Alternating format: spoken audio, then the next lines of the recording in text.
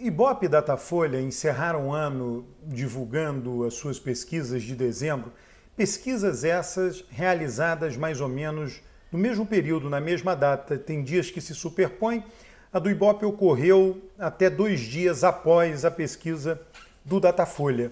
A pesquisa do Ibope e a do Datafolha ela tem diferenças de metodologia, né? Então os resultados podem ser diferentes ou levemente diferentes, eles foram, por conta simplesmente da metodologia. O Ibope faz a pesquisa domiciliar, não necessariamente dentro da casa das pessoas, mas muito próximo à casa, na frente do domicílio, eventualmente dentro.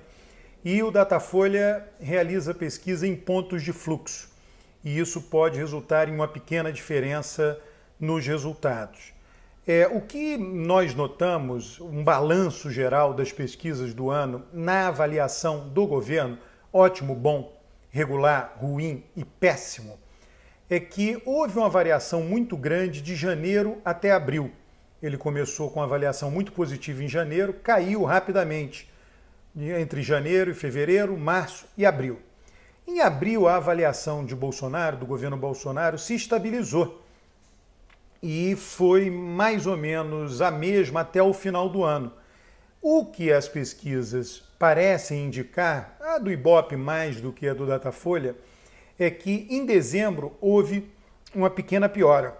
Importante sublinhar o fato de que as pesquisas realizadas em dezembro ocorreram na primeira semana, portanto, antes da explosão de todo o noticiário em torno do senador Flávio Bolsonaro, da rachadinha, da coisa da lavagem de dinheiro por meio de uma loja de chocolates.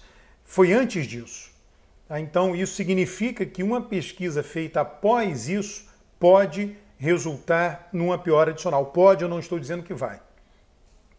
Nós olhamos aqueles que acompanham pesquisa, aqueles que acompanham a política, que provavelmente você é um deles, por isso que você está vendo esse vídeo, você acompanha muito mais, eu também, o noticiário político e, portanto, pode estar muito mais influenciado pelo noticiário político do que o eleitor comum que responde a estas pesquisas. O eleitor comum está muito envolvido com o dia a dia dele e poucas notícias políticas chegam a ele. Porém, uma notícia dessa do escândalo em torno da rachadinha, quer dizer, de funcionários fantasmas que passaram recurso que recebiam de seus salários para o filho do senador, perdão, para o filho do presidente, o senador, filho do presidente, para o Queiroz, essa notícia ela tende a se espalhar com rapidez, por conta da natureza da notícia. Ela é de fácil compreensão, é dinheiro público, funcionários que seriam de um parlamentar, é dinheiro público que vai para um bolso privado, para um bolso particular, para enriquecimento ilícito. E é o filho do presidente da República. Então, tende a ser uma notícia que gera atenção, que gera retenção da informação no eleitor médio. E nós temos também os dados que acabaram de sair do mês de dezembro, que os dados da inflação e com o aumento da carne, que já vem sendo algo falado. Então, seria uma suposição razoável imaginar que uma nova pesquisa, se feita em janeiro, se realizada em janeiro, poderia indicar uma nova queda, uma nova piora da avaliação de Bolsonaro. O que, do outro lado, tem trabalhando a favor de Bolsonaro é o desempenho da economia. Houve geração de empregos esse ano, uma geração insuficiente para deixar a população com aquele sentimento de que a economia... Eu gosto muito de utilizar o termo para a população.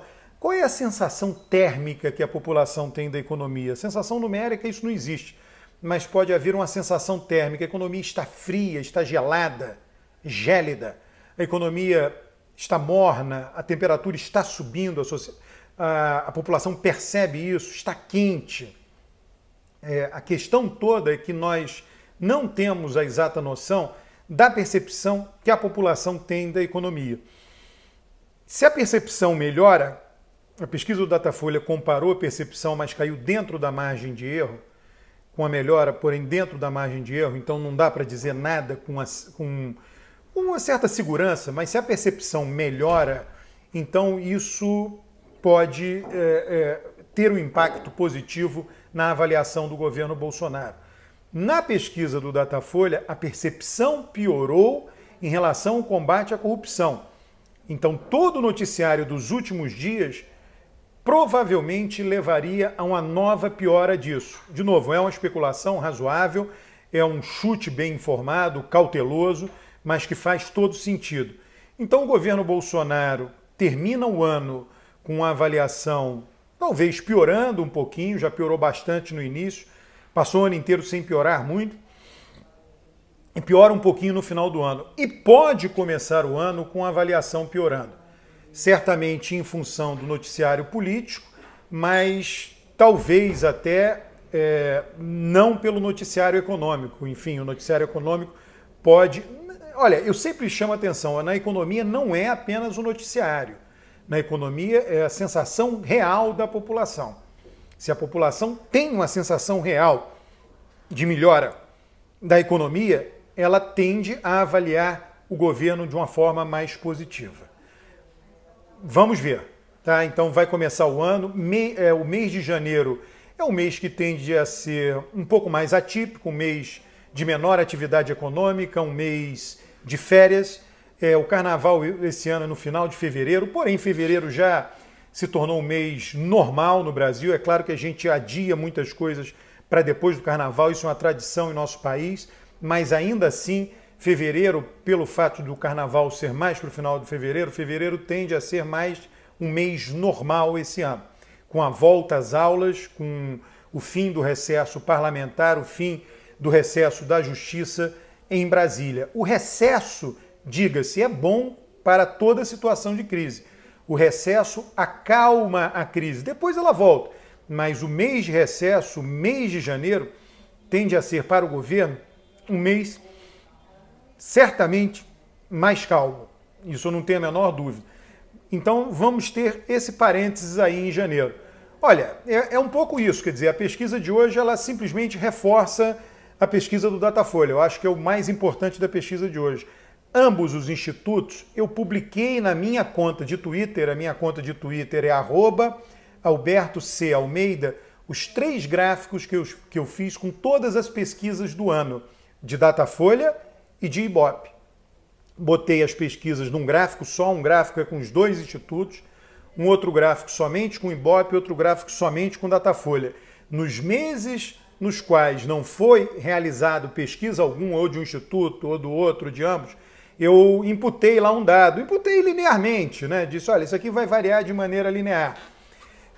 Então está lá isso indicado quando não houve a pesquisa e o dado foi imputado, tá? Então você pode ver na minha conta de Twitter, tem lá os comentários por escrito, os comentários acerca da pesquisa. Certamente a avaliação, nós já sabemos disso, tá? A avaliação que cai do governo Bolsonaro abruptamente no início do ano se deveu ao seguinte fato, um fato importante. Os eleitores estavam de lua de mel com o governo. Então a lua de mel é o seguinte, votou-se num governo de mudança. Eu tenho esperança que as coisas mudem. E isso se aplicava também ao eleitor derrotado, o eleitor que votou no segundo turno em Fernando Haddad. Só que esse eleitor abandonou rapidamente essa esperança em Bolsonaro. E isso aconteceu nos 3 primeiros anos do mês, os 3 primeiros meses do ano, né? Quando vai mais para frente no ano, tem essa coisa de um terço avaliando mal, um terço avaliando bem, um terço avaliando regular. A partir de agora, Bolsonaro passa a perder, ele já passou, claro, né? Mas ele passa a perder cada vez mais eleitores mais próximos dele, eleitores que votaram nele com maior disposição. Então essa má notícia, vamos aqui, né, lembrar, né? Bolsonaro venceu com 10 pontos percentuais, 55 contra 45 arredondando.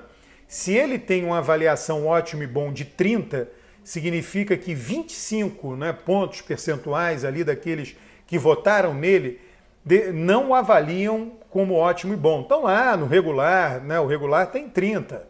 Tá? Então mas no momento em que esse regular começa a diminuir, tem uma transição de avaliação que é uma transição normal. Ninguém sai do ótimo e bom direto para o ruim péssimo, a não ser numa situação catastrófica, protestos de 2013, é uma coisa muito rápida. Mas, em geral, quando a variação da avaliação é lenta, aquele que avaliava ótimo e bom, primeiro deixa o ótimo e bom e vai para o regular, depois deixa o regular e vai para o ruim e péssimo. Então, muita gente que deixou o ótimo e bom hoje está no regular. E esse pessoal, o grupo hoje que mais pode, no futuro, eventualmente, aumentar a avaliação ruim e péssimo do governo Bolsonaro, é um grupo de eleitores que hoje se encontra no regular. Bom, vamos ver o que vai acontecer no início do ano. O fato é esse, que as pesquisas fecharam, temos já pesquisas de dezembro, esse dado será útil para continuarmos acompanhando as pesquisas que irão ocorrer no ano que vem, para nós vermos se o governo continuará perdendo o apoio de opinião pública ou não.